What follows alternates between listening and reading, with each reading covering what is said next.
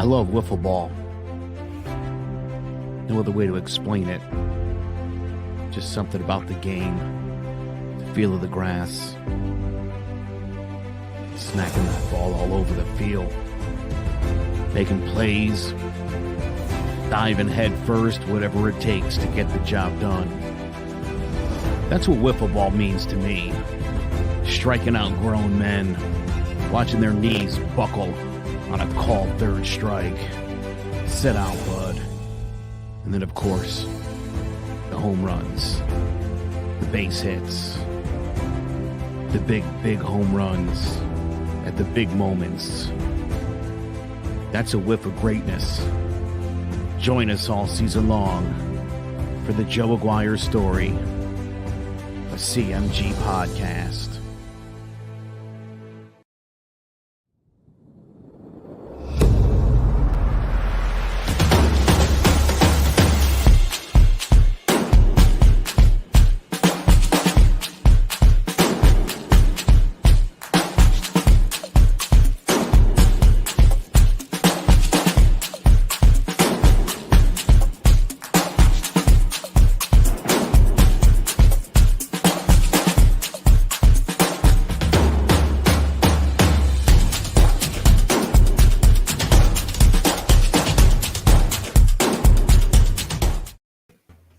Hello, ladies and gentlemen. Welcome to Drawing About the G-Men, the Giants football podcast. I'm your host, as always, Big Jace, joined by Joe Aguirre, Sean Scanlon, Ovi Muniz, and King Zay. We got a lot to talk about. We're going to be talking about who our all-time favorite Giants players of all time are. But we got to start off with some big news in the NFL world. Carson Wentz was traded to the Colts. Now, Joe, what do you think of this move? How do you think Carson Wentz is going to do in Indy? Great for the Colts. This is just the guy that they needed. He steps in nicely. We all know how good of a quarterback he is. I think in the right situation, he clearly lost that locker room, lost the faith of the locker room. Nick Sirianni, if I had to guess, during his interview, made it pretty clear he had no interest in Carson Wentz as his quarterback, and thus, there you go. That's a nice trade for them. Interestingly, for the Colts, this will be their fifth quarterback over the last 4 years to start games. So it'll be nice for them to get a good young quarterback who, again, has played at MVP caliber level football in the NFL, and there's no reason to think, as good as those Colts are, that this won't work out for them long term. Yeah, and I mean, reuniting with the OC from when he was the MVP caliber. But Sean, I mean, Carson Wentz out of the NFC East. How do you think is Jalen Hurts going to be the guy for the Eagles that us Giants, the Giants see twice this year? Or are they going to go? I mean, there's rumors that they might use their pick to draft someone else. I have a feeling that they're going to go and draft the quarterback. Obviously, they have that high pick at number 6. And, there's a lot of good quarterbacks in this draft that might end up dropping, including, Zach Wilson and Justin Fields. And also, like Joe mentioned, they have a new head coach in Nick Sirianni. So I'm not sure if he thinks that Jalen Hurts is his guy. I'm sure in his first year that he's going to want his guy at quarterback because he is an offensive-minded coach. So I'm not 100% sure that they're going to, go forward with Jalen Hurts. I think that there's definitely a possibility because Jalen Hurts, showed some signs at the end of last season when he was put in the starting lineup, with the big win over the Saints. And then obviously, he had a tough game with the Cardinals where they ended up losing. But we know that he's a great dual threat. Obviously, he can run the ball. The passing is a little bit of a concern, but I think they'll get much better in year 2. But if I had to guess right now, I think that the Eagles are going to end up drafting a quarterback at 6 or maybe even move up and draft the QB. Okay, all right. I mean, Ovi, you were a big supporter of Jalen Hurts when he got his start. Is he going to be the guy for Philly moving forward? He has to be the guy for Philly. Look, he is the most prepared quarterback that came out of college. You mean he went under Coach Saban and Coach Lincoln, and to be in two organizations that search for top performances for a quarterback, going into the Philadelphia Eagles, he was set already. So I don't think that, they need to get another quarterback, but if they would, yeah, a fifth or later rounds, that'll be okay just to help support the staff. But Hurts is ready, man. He showed that he is a mobile threat quarterback, and his accuracy gets better every game. And I know a lot of some Eagle fans are not liking Jalen Hurts for some odd reason, but you got to give the guy a chance, you know. But I'm all in for Hurts. I think that he's in the best situation right now. Zay, what do you expect the Eagles to do going forward? Hopefully they're smart enough to take a receiver in the draft and start Jalen Hurts. I think he's someone who deserves it. He's earned it. A lot of people wrote him off in Alabama. He went to Oklahoma. He performed very well in Oklahoma. And then he performed very well when he filled in this year for the Eagles. I believe he deserves a starting position. And they just need to put a receiver that can help him out there. They haven't had anybody that can catch there for a while. So adding a receiver, especially with the loss of Deshaun Jackson, would help that out. And I think he's definitely a guy. I couldn't see why you wouldn't start him. It'd be foolish not to. All right. Now, Joe, if you are the Giants, who would you like to see the Eagles? Would you like to see the Eagles keep Jalen Hurts or go somewhere else? Yeah, so I guess if the question is, are the Eagles going to draft somebody or go with Jalen Hurts? I would say right now my thought is that the Eagles are going to go with Jalen Hurts. But I think, like Zay said, I think if the opportunity to move up and to maybe get Fields or Wilson, then I think that's a solid possibility. But I think if that doesn't come to fruition, I think somebody like Devontae Smith might still be there at 6, might be a good selection for them because they definitely need guys who can catch the football. I was watching fail videos the other day with my daughter, and I stumbled across that one where the guy from Philly caught that kid out of the building and said he was doing the opposite of Alshon Jeffries. So, these guys not catching passes in Philadelphia is a huge problem, and they certainly know that. And I agree, too. I think Jalen Hurts certainly showed that he can be a quarterback in the NFL. I think his reaction, too, to Peterson benching him in that final game of the season kind of told you all you needed to know about Jalen Hurts, that as bad as that team was and as hopeless as things was, that he wanted to be out there to beat the Washington football team. So I like it. I think him and Sirianni would get along really well. He's a real player's coach. He does really well with quarterbacks. He's done a really good job when he was in Indy of developing these quarterbacks along with Frank Reich. So I think this could be a good thing for Jalen Hurts. I have a hard time believing Sirianni went into Jeff Lurie and was like, Wentz sucks, Hurts is out, I'm getting me a quarterback. I don't think that was the sell. I just don't believe that he would have gotten the job. I mean, they hired him rather quickly. So it tells you whatever he said, they liked it, and Carson Wentz got traded immediately thereafter. Do the math. Clearly, this guy believes in Jalen Hurts, at least for now, or again, like I said, unless a better opportunity pops up. Yeah, and I mean, if Jalen Hurts is going, and right now, I think if you are the Eagles, you have to get that wide receiver and stick with Jalen Hurts. I mean, you spent a second-round draft pick on him last year, so you got to at least put a little bit of faith into him. But, I mean, it's going to be a big prove-yourself year for him, though, if he is the starter going into the season. But I don't think any quarterback really has a bigger prove-yourself year ahead of them than Daniel Jones for our New York Giants. Sean, what do you need to see from Daniel Jones this next season to prove that he's our guy and he is the Giants' next franchise QB? Well, I think the passing game needs to be much better this year. Obviously, he had a really good rookie season, throwing for 24 touchdowns to only 12 interceptions. This year, obviously, regressed a little bit, and that has to do with players like Evan Ingram, not being at his full potential. Obviously, a lot of drop passes, including in the Eagles game, which cost us a game, and then obviously not having Saquon there for most of the year definitely hurt him.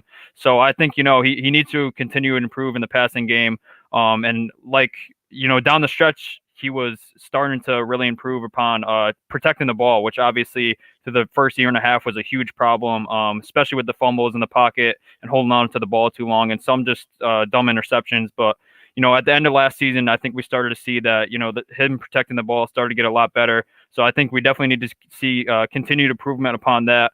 The passing game needs to be better, and I think it will because it's hard for me to imagine the Giants don't go out and get a number one receiver for Daniel Jones this year. Obviously, they have the number 11 pick, and they have a decent amount of money in free agency, and there's some good talent in the free agency pool at wide receiver. So I think, with a number one receiver, with the young O-line getting another year of continuity together, getting Saquon back, I expect Daniel Jones to have a good bounce back year. And obviously, we're going to need that because we have the defense in place. We have some other good pieces, like Shepard and Slayton as number two receivers. So I think it really relies on Daniel Jones to step up this year if we want to make it to the playoffs. And I think he will do that, especially if we go out and get a number one receiver.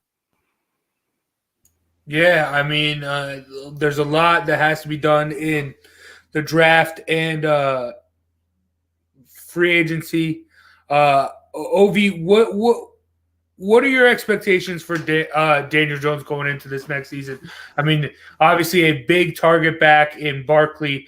Do you think he is set up for success right now? I don't think no high expectation for Jones. He just needs to continue doing his thing. I know he's forced interceptions here and there, but the most important part now is the offensive line. Can they stay healthy? Can they execute? And it's all about execution. I know Sean said something about the wide receivers. I know Joe said all the time each week, we need playmakers. So it's all about execution. Everyone's focused on Daniel Jones and everything else, but let's not put all the pressure on him. He's going to do what he has to do. I think he's already developed enough to know the offense, to be a leader in the team. It's not his fault that sometimes the receivers got butterfingers or people are not knowing their routes and stuff like that. So if there's anything, Saquon Barkley in or not, it's all about execution. So that's it. That's all I got on that on this topic. All right, Joe, you have linked Daniel Jones and Dave Gettleman together, and you said it's basically one or the other. What does Dave Gettleman have to do? What's more important that Dave Gettleman has to do to ensure success for Daniel Jones? Is it the draft, or is it looking and trying to get like an Allen Robinson or a big free agent wide receiver? Put it to you like this. Not only does he have Daniel Jones that he's linked to, but he's obviously also linked to Saquon Barkley. And so anybody who thinks the Giants are going defense in this first round, you're out of your mind. Dave Gettleman knows there's one thing he's got to fix first and foremost, and it's that offense. Defense is plenty good. Defense, again, I would contend if that defense spent 5 minutes a game less on the field, you'd have a top 5 defense. So let's see what the Giants can do going forward. But got to make sure that this offensive line is going to be able to block. I don't know if they need another piece to that offensive line. That's certainly a possibility. And we could talk about Will Hernandez and really get into this offensive line maybe next week or in an upcoming show. But he definitely has to. This offense can't score 11.8 points per game. It's the NFL 2021. Give me a break. If this team doesn't start scoring points, they're not going to win games in the NFL. Okay. As good as this defense is, it's not the 85 Bears. It's not even the 2007 Giants. Okay. And probably never will be. And that's fine. It doesn't have to be. This is the NFL. This is a whole different era where everyone's throwing the ball. You got to be able to hang with these teams. Okay. 11 touchdowns in 14 games won't do. I've been saying all year, playmakers, and there's a reason for that. Giants don't make plays. Nobody gets the ball anymore on a short route and takes it to the house. That went bye-bye with Odell Beckham. And so Golden Tate, I think, dropped one or two here and there, but that's been about it, right? The same thing with Saquon. Not having Saquon, not having a guy who could break off a 74-yard run in the second quarter of a 3-3 game and turn the tide, that's big. So, look, he's got both of these guys. People are going to question that number 2 pick at a time where the Giants didn't need a running back. And the three of these guys. I mean, look, if the Giants don't win the division, or if the Giants say win the wild card because they lose out on the division week 17, then I would assume that Daniel Jones has taken a regressive step, at which point I think goodbye to everybody. Well, not Saquon, but goodbye to Gettleman and goodbye to Daniel Jones. And if that be the case, whoever comes in next probably trade Saquon. It makes sense. Makes a lot of sense. You're gonna have to rebuild. What you're gonna want to cash your chips in at that point before he gets too old. I'm glad that you mentioned that, because if you remember back in the days, I think in the early 90s when Herschel Walker got traded from the Dallas Cowboys, Cowboys were legit after that. Yeah, So, I mean, a trade like that. Listen, this is why I would say, and we kind of beat it down last week, but with Houston, man, boy, you're never going to get a better return on Deshaun Watson than you are right now, at a time where the entire NFL wants a new quarterback, sans the Chiefs and the Bucks. So, if you're not willing to deal to restart your franchise, good luck the next 3 or 4 years trying to get it together, because everybody's getting better and some teams are in flux. And if you're in flux, you're in trouble in the NFL right now. If you don't have a plan right now, you're 3 years away from contending minimum. Okay. I mean, let's continue. Absorb that. That was a lot to take in. I understand that. It was a lot of big words. There was a lot of thoughts. It was very nuanced. So digest it.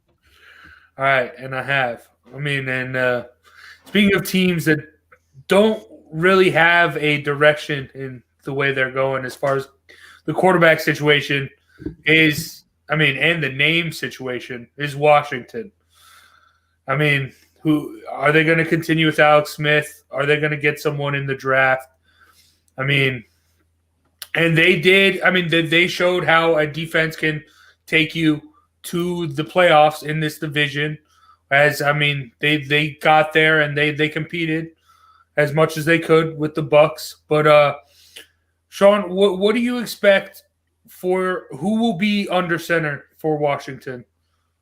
I have a feeling it's going to be Taylor Heineke, who obviously had that playoff game against the Bucks. We're still not sure about Alex Smith's situation, and he came out with comments yesterday saying that he didn't feel like Washington believed in him, bringing him back. They didn't expect him to come back from that injury. So I think that, the relationship between him and Washington right now isn't great. And obviously with the leg situation, I'm not sure if he's going to want to come back anyways. And they don't have that high of a draft pick. I don't think they have too much money in free agency. And they just signed Taylor Heineke to an extension. So I feel like they definitely believe in him to be their quarterback. Obviously, it's a super small sample size with only one game, but I don't think Washington's organization is that well run anyways. So I think that's all they need to see, and then throw him that extension and go be their quarterback. So I believe that they're going to stick with Taylor Heineke unless they want to move up in the draft, or maybe take someone later in the first round or the second round. But as for right now, that's the way that I see it. I think that they're going to stick with Heineke.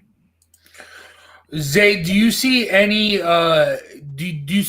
free agent that the Washington might go after that could help them as far as the quarterback goes?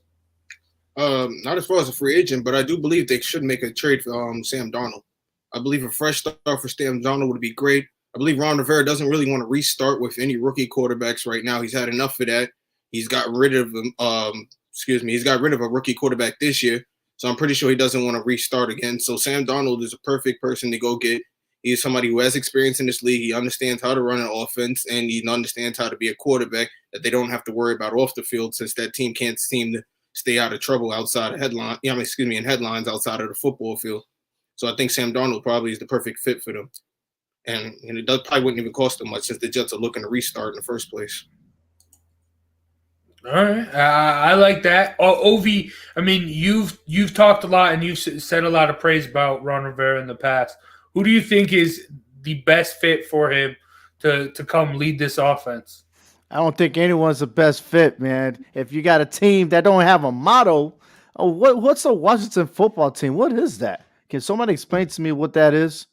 I mean, man, you got the owner that's dealing with legal issues. I mean, that whole entire staff, that organization is just need a revamp. Don't So forget if, the sexual harassment scandal last year too, just for kicks. As yeah, if they needed any more problems. exactly. So who wants to go to Washington football team right now? I mean, oh, you can't even say the word anymore. It just they're going backwards no matter who's the head coach and stuff like that. I know Ron Rivera is an awesome head coach, but he put himself in a situation that I wish he went to the Giants because I was hoping that during that time that he will go to the Giants. But he's stuck it like Chuck over there in Washington football team. And it is what it is. And I don't care who goes in there or what. As long as the New York Giants sweep them again, Tom, every year, I don't really care about Washington football team. Yeah, Joe, could we see a Can we see Ron Rivera and Cam Newton reunite in Washington? Well, No. here's a couple of thoughts on Washington football team. No. Like Sean said, interesting that they didn't really seem to want Alex Smith around. He definitely felt they weren't really pulling for him. It actually took convincing for them not to put him on the PUD list, the physically unable to perform, or PUP, or whatever it's called. He was 5-1 when he started. They looked like a really good football team when Alex Smith was on the field. They looked horrendous with Haskins, and they looked like the little engine that could with Heineke. I think it's stupid that they would walk away from Alex Smith. $24.4 million cap hit for next year. They save $13.8 million if they cut him. I don't know. That doesn't. You could do some damage, I think, especially for a team that's sort of limited with the cap space. That's some decent money right there. Smith does still want to play, he thinks, next year. Where or when, where that might be, who knows? But it certainly won't be in Washington. You have to think that Heineke's the guy, 2-year extension, not for a ton of money, but a guy that the coaches really like. They won't commit to him as the starter, but I think it's because as much they haven't really settled this Smith situation. A guy like Cam, he's got to go somewhere. And wherever he goes, he's going to compete for the starting job with whoever he's there with. And if that be Alex Smith or Heineke or both or one or the other, then maybe it will be. But I could certainly see that happening in Washington. There's not a lot of other places, I think, for Cam to go, honestly, at this point. No, yeah, I think Cam and they need a veteran presence, even if they are still gonna go week one with Heineke. They still need a veteran presence, whether it is going out and getting like a guy like Cam, or even like a Ryan Fitzpatrick or a Marcus Mariota, someone who's going to be that QB2 rather than compete for QB1. It will never. You don't agree, Zay? It will never be a Cam Newton. Ron Rivera is one of the people who were agreeing with getting rid of Cam Newton in the first place with the Panthers. He didn't want him around. He wanted a restart. So he's not going to go back and get him now. That wouldn't make sense. That would be completely opposite of what he tried to do in Carolina. He wanted the offense to run through Christian McCaffrey, not Cam Newton. He thought Cam Newton's time was up. Yeah, but you don't have Christian McCaffrey now. You have garbage in your backfield, a couple of decent receivers, an offensive line that's getting better. He might – again, listen, you've got a defense that can contend for a division that could possibly win you a playoff game or two. You just need a quarterback who's competent, who and who knows the offense that you're running. So I think in a lot of ways – Cam's grown up. I think what he did in New England, I think he sort of resurrected himself. At least in my eyes, he did. I thought Cam Newton did everything right last year. So he did everything right because he had the head coach that put him in a straight path. But I agree with King Zay. Newton will not fit well with the Washington football team. And you're right. Rivera didn't want him. He wanted a fresh start. I'm sorry, man. I agree with you, Zay. Cam Newton there is not a good start for him. Not a good place. I think they should go after Sam. I honestly think Sam Darnold's the perfect person. I think you're right about that, Say. I think that's to me that would be brilliant. I don't know that they're going to do that, but I think that makes a whole lot of sense for everybody involved. Would you want anyone else to be the face of your franchise right now? The kid's straight laced. Nothing wrong with him. He's just as good as Daniel Jones, as far as I'm concerned. I guess so. I can see that. But all right, we got one more team to talk about in the NFC East, and I mean, there was a little bit of two people going at it at the beginning of the show and before the show. So, Joe, Dallas Cowboys, what's going to happen with Dak? Is he going to get his money? All right. Dak's averaged a QB rating the past 3 seasons at 98.7. He had a 104.9 his rookie year when they were 13-3. And look, he's 10-11 the past 2 seasons. He hasn't won 10 games since 2018, which is actually the only other season he's had double-digit wins since his rookie year.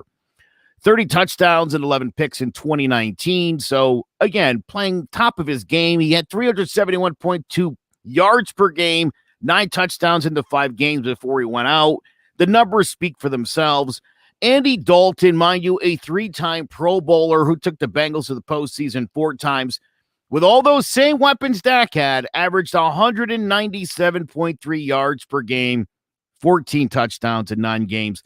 Dak's going to get his money because Jerry Jones believes in him. And like I said, the numbers speak for themselves. And let's be honest, who the hell else are you going to get?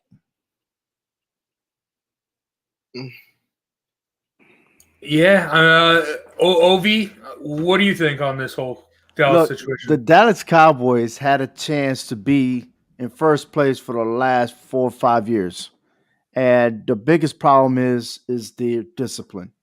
Their discipline sucks. Bottom line, their attitude sucks. They don't play as a team. They're a bunch of individuals, and then when you have head coaches that are a bunch of yes man to Jerry Jones.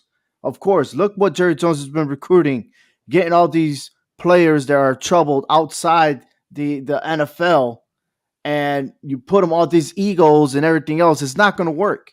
You need a strong coach that can put these players in line, and then they will play right. Look, you got Ezekiel Elliott. What happened to Ezekiel Elliott this year? How come he didn't rush over 1,000 yards this year? Please, somebody tell me. Okay, you got Amari Cooper. CeeDee Lamb has had an outstanding season for the Dallas Cowboys, but where is everybody else at? I mean, they got the quickness, they got the offensive line, they got everything. But what's going on? That's what I'm saying. And look, is Dak Prescott the answer? No. If Dak Prescott was still there, yes, he will perform. But the rest of the players, man, their attitude is garbage. They play garbage. Bro, did you watch the Dallas Cowboys of the 90s? There's a whole team of personalities. And who was their head coach? And how many championships was won? Who was their head coach? Yeah, the only last coach that actually did something for the Cowboys was Bill Parcells. Anybody after that, please tell me if the Cowboys were legit. Can anybody tell me? With all those talent that you have, I bet you if you put Bill Parcells right now, that team will be probably what, 14-2? If you put Jimmy Johnson there, let me ask you this: how is the long stretch of Tony Romo as their quarterback getting those great regular season numbers with no? How is this any different? I was just about to get into that. They can't win.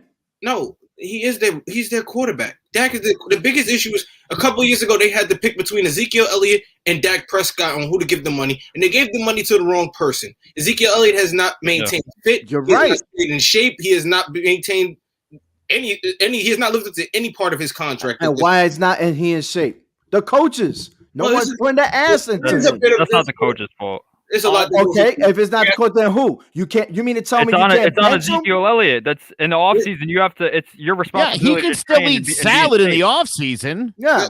Okay, so he comes to. You mean to tell me you're going to come to work look like a shitbag when you're supposed to be presentable? So what? I'm going to still keep you on the team. I'm going to still put you in the front office. No, I say I'll bench your ass or send your ass home. That's what they need to do. You can't do that with all the money involved in the NFL. Bro, when you take that paycheck, Listen, you take that paycheck, I bet you he'll be playing better. Obi, but here's the problem. He's not. Mhm. Here's the problem. I sign you to like a 7-year, $100 million deal, and here's like $30 million up front. Fatso, go load up and dude, I mean, give me a break.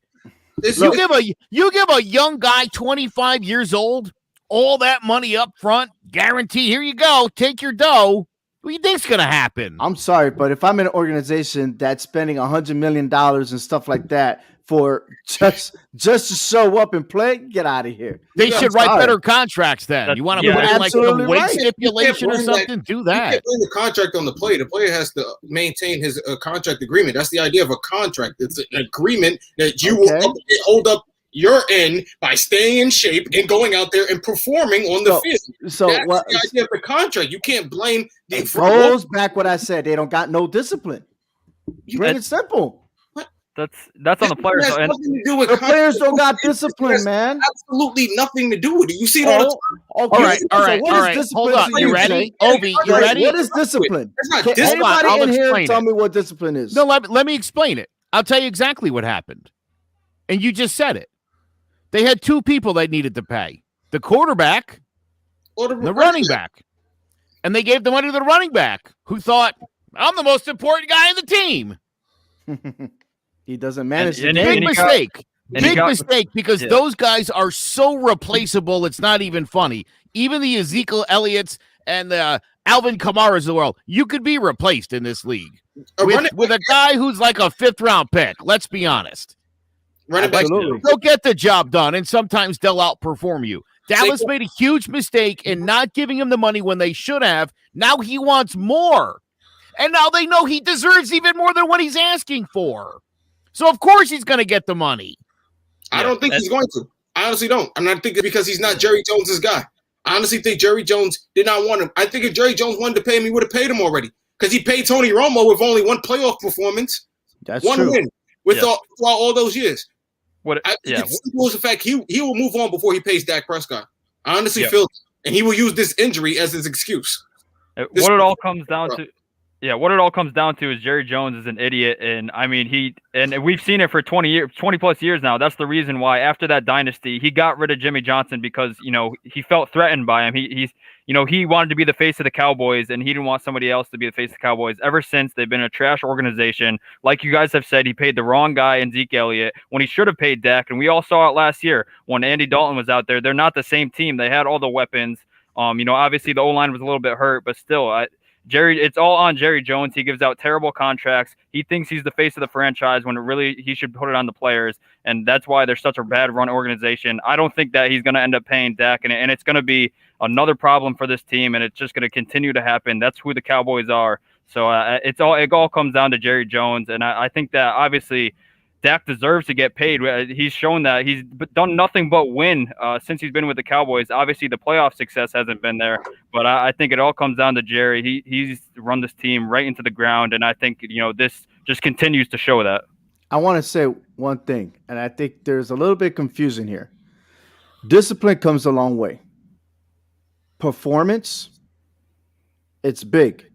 And if you don't self-discipline yourself when someone's paying you money to go execute, like Ezekiel Elliott, letting himself go, that just tells you he doesn't care, right? Yeah. He's not putting the team as a priority. He is not setting the standard or achieving the goals that he was when he was a rookie. And that is a virus that goes all the way to the whole team. Also the staff, the coach. If you guys looked at the Cowboys games, why are you going fourth down, on your side of the field and making these terrible decisions on the game? They're only terrible when they don't make it. It all boils down to, again, one word. They don't have it. And they're going to continue. And I hope they continue that success, because it's better for the Giants. You can't continue on.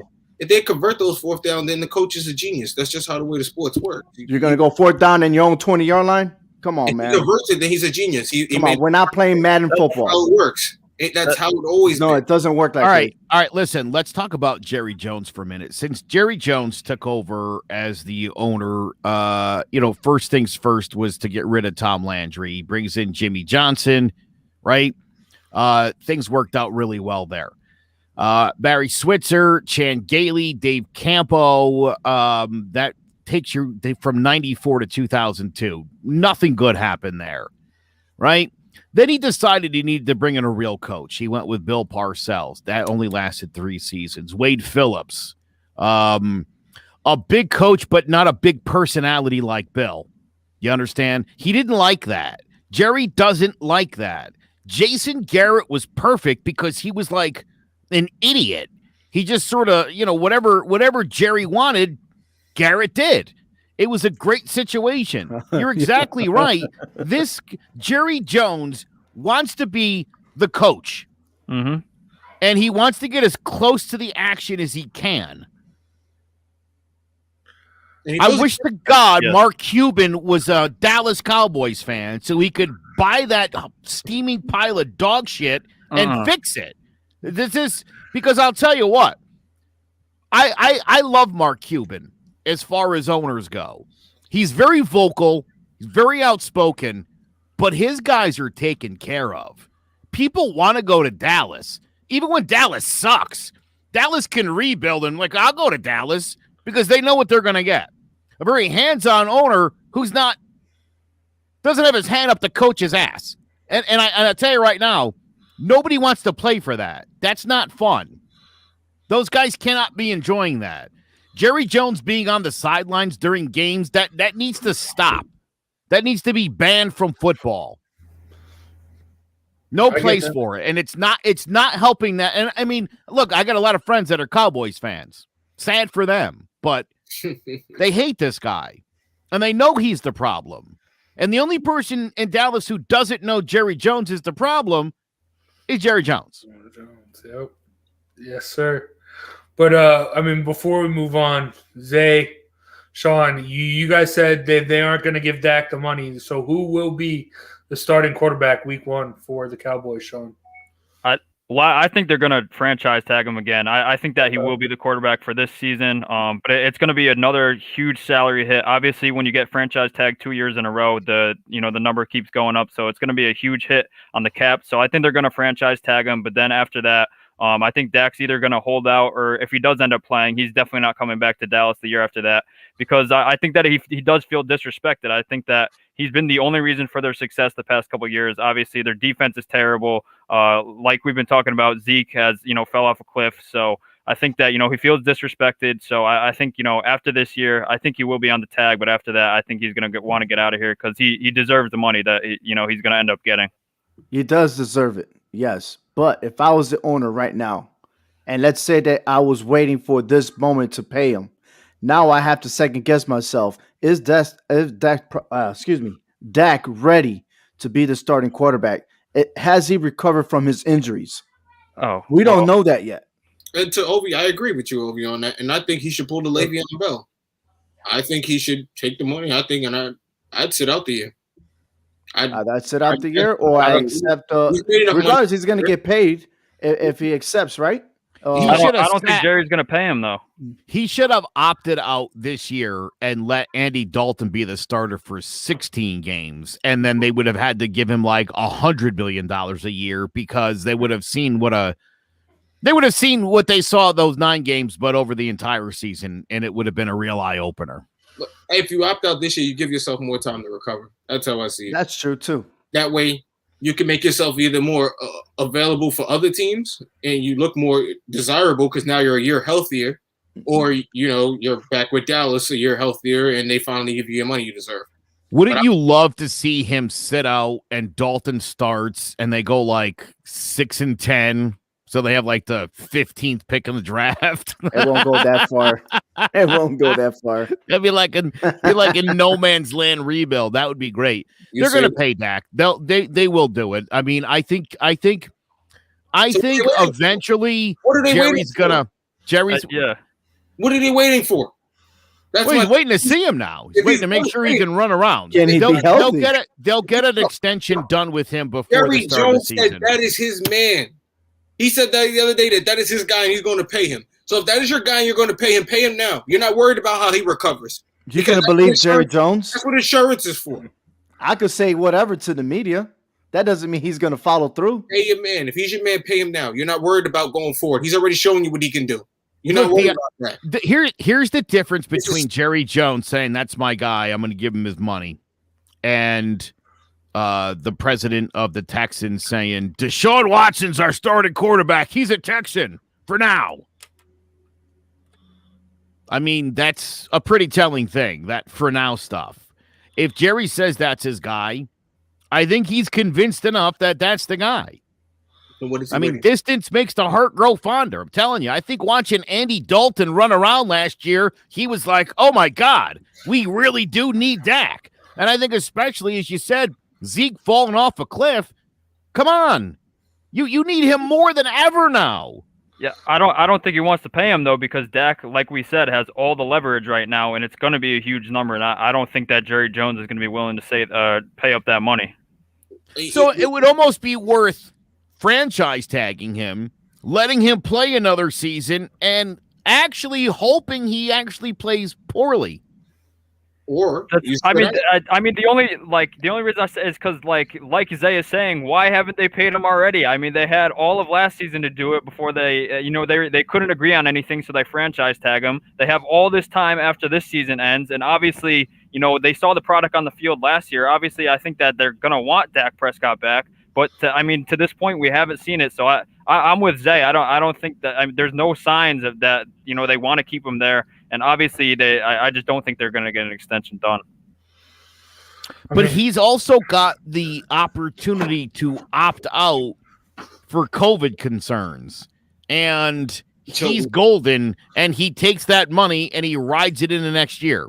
And then he's an unrestricted free agent, and you get nothing. So I don't believe they'll have those same. The leverage, once again, is all with Dak here. I agree. I think COVID policies will be different coming into next season. I think we'll be. They're not right now. If he was smart, he'd start this now. By the time we get to August, I think we'll be looking at a different world vaccination wise, and I think COVID restrictions will be a little different next year. We're taking a little more stricter on your opting out because now you're costing the money at this point, especially if things are running full go. You're costing the money if you're a star player sitting there. Well, so let's assume by July, 100% of the population's been vaccinated. Yeah, that's not gonna happen. I mean, it's not gonna happen. So I'm saying the good money's on Dak's getting paid. You don't need 100%. You're talking about Fauci's already talked about at least 70%, and we can start filling back up these stadiums almost. Yeah, I think the opt-outs are still going to be almost at 30-40% now. I'm just saying.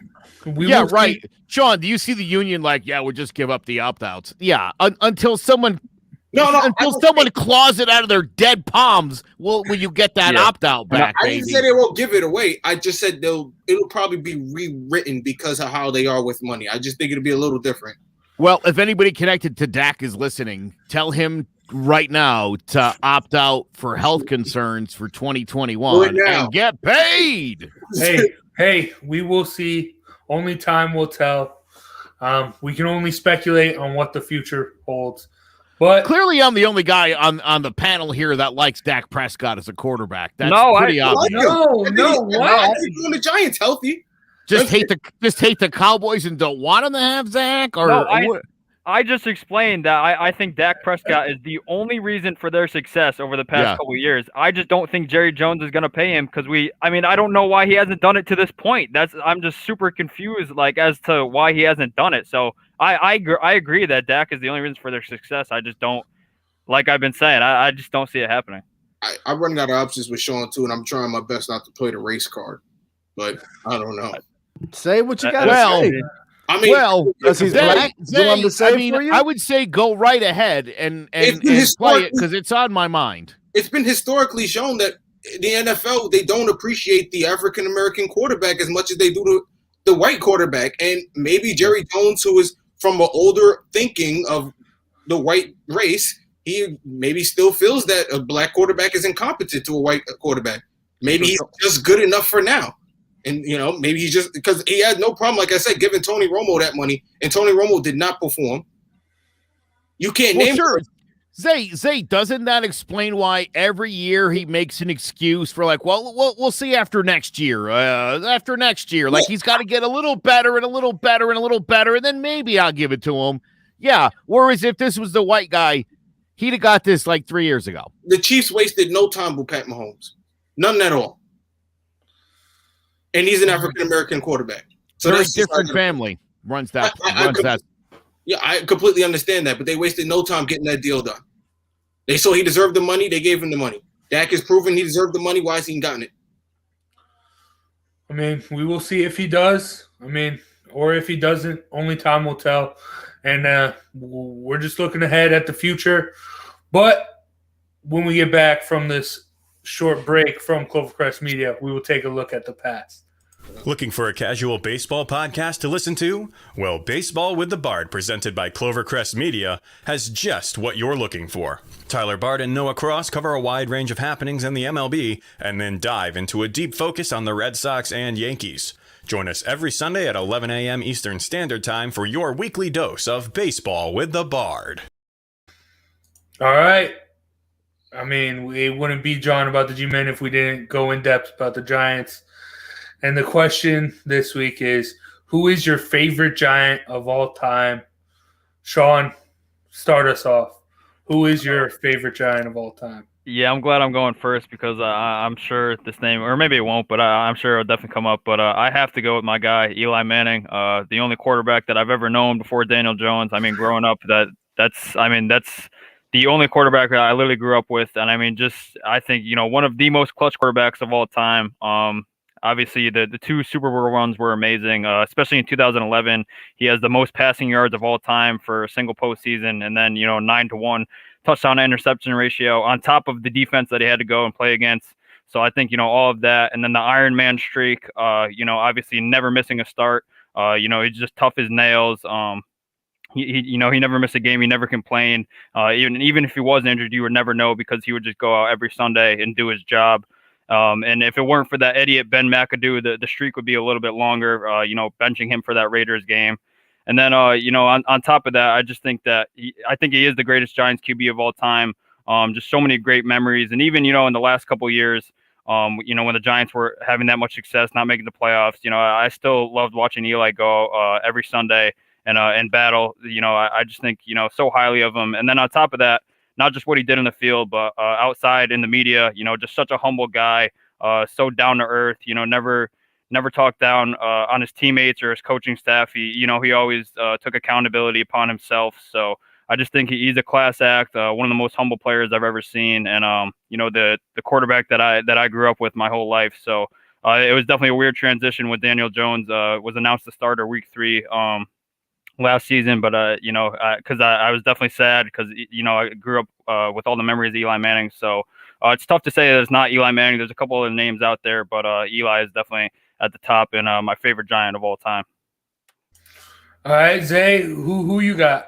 Shoot, I wish I was lucky enough to be like Sean. I had to live through players like Dave Brown and Kerry Collins. You're a very lucky guy, Sean. Yeah. But, now, my favorite player of all time is definitely Amani Toomer. He was definitely always someone you could rely on when you needed a big catch. He was there for a touchdown, first down. He was there for Kurt Warner, Eli Manning, Gary Collins, you name it. He was that man. Obviously, he's played with some great receivers like Ike Hilliard and Plexico Burress along those times, but he's always found a way to stand out, not being the biggest, the strongest, or fastest receiver on the field. So for me, it's always been Amani Toomer. All right, Ovi. Well, when I first started watching football, Phil Simms was the guy. I was probably 5, 6 years old or whatever. But as time went on, knowing to have a good team, you should always have a good backup quarterback. So Jeff Hostetler was the man. But throughout the 80s and early 90s, man, Leonard Marshall, Lawrence Taylor, and Pepper Johnson, those trio that actually won their second Super Bowl thanks for the missed kick by the Buffalo Bills. But they were the most talked about for a whole decade there. So I got a lot of players, man. But if it's the best trio, it's Marshall, Taylor, and Johnson, man. They made it happen. All right, Joe. Well, it's funny to hear these young bucks talking about Eli. No. Because, yeah, dude, I mean, I remember when Jeff Rutledge was still throwing passes for the New York Giants. So, yeah, exactly. For me, my all-time number one favorite Giant is Lawrence Taylor, but that's an easy answer, so I won't boo you with what Jace would call a SpongeBob SquarePants pick. Right? I mean, I think if you like football, you love LT. The greatest. You ever watch that compilation of LT? It's like 5.5 minutes long of him destroying people. One of my favorite videos to watch. I've watched it probably 100 times in my life now. But I know I told you guys the story about Joe Morris when I was a kid. Sent him a letter. He wrote me a letter back, one Joe to another. 5'7", little Joe, played for the Giants from 82 to 88. Was vital in their Super Bowl 21 win in 1987. 67 yards in the game. Also caught 4 passes for 20 yards. Scored a touchdown in that game.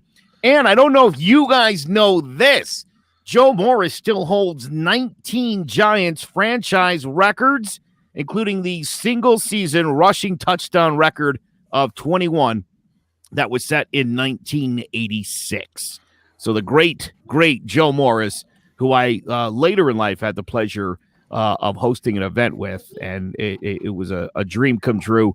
And I told him the story about when I sent him the letter, and he thought that was pretty awesome.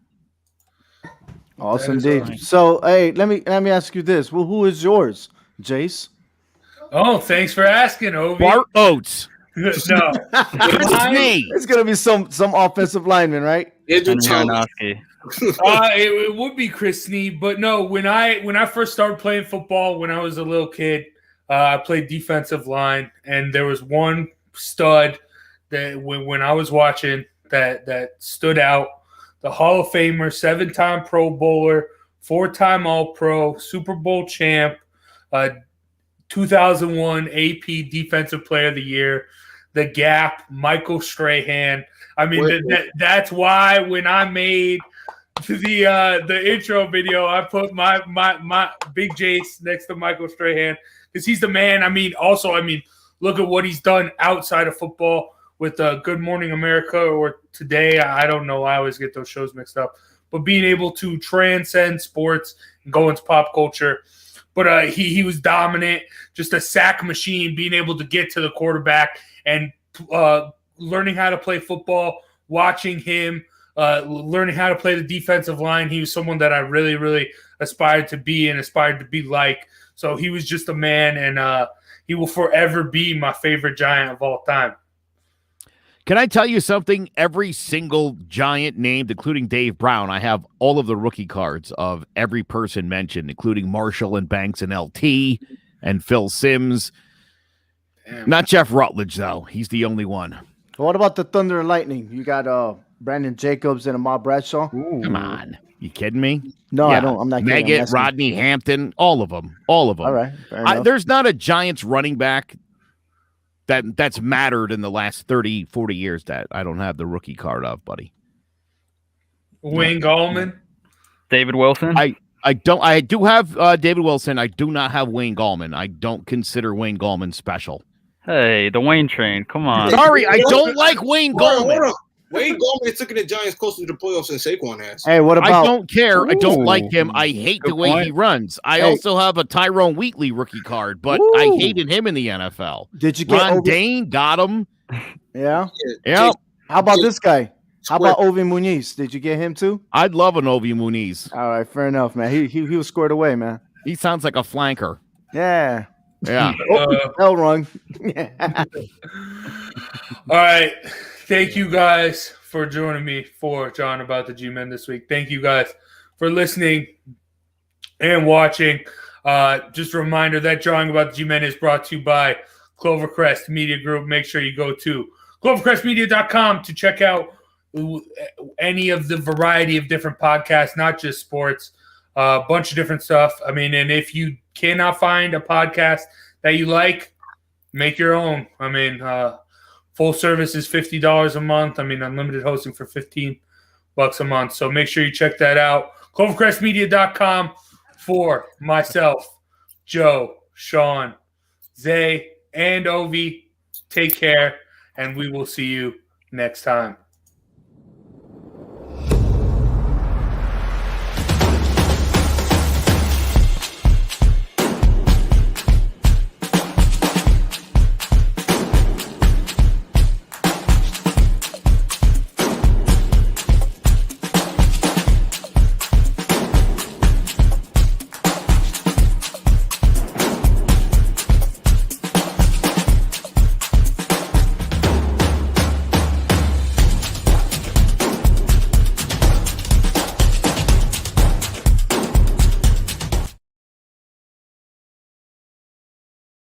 Red Sox fans have longed to hear it.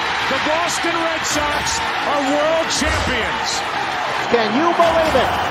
It hasn't happened at Fenway Park for 95 years. Fires. Swing and a miss. Strike three. It's over. The Red Sox have won the world championship. Tune in to the newest show presented by Clovercrest Media. It's Obi's Backstop Podcast. Catch it twice a week, every Red Sox series finale on your favorite podcast platform.